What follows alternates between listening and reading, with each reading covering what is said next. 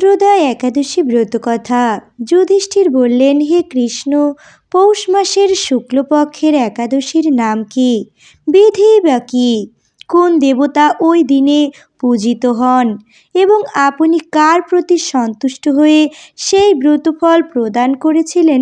কৃপা করে আমাকে সবিস্তারে তা বলুন। শ্রীকৃষ্ণ বললেন, হে মহারাজ, এই একাদশী পুত্রদা নামে প্রসিদ্ধ। সর্বপাপ বিনাশিনী ও কামদা এই একাদশীর অধিষ্ঠাত্রী দেবতা হলেন সিদ্ধিদাতা নারায়ণ।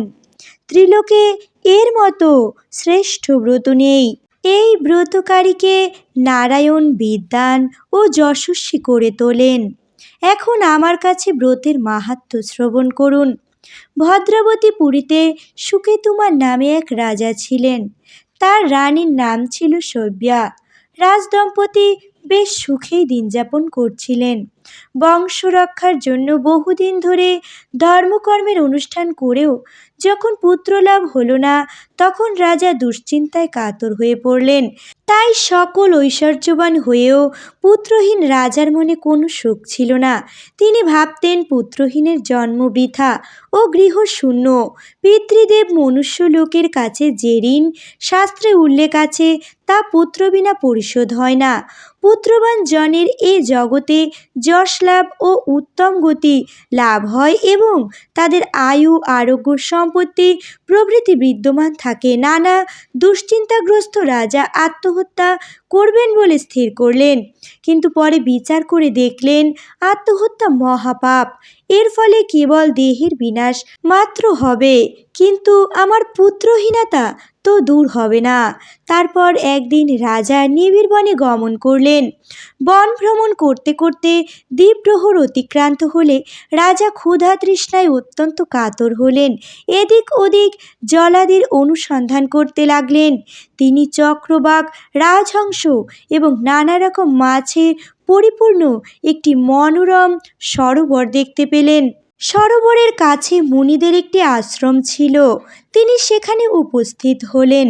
সরোবর তীরে মুনিগণ বেদ পাঠ করছিলেন। মুনিবৃন্দের শ্রীচরণে তিনি দণ্ডবৎ প্রণাম করলেন। মুনিগণ রাজাকে বললেন, হে মহারাজ, আমরা আপনার প্রতি প্রসন্ন হয়েছি। আপনার কি প্রার্থনা বলুন।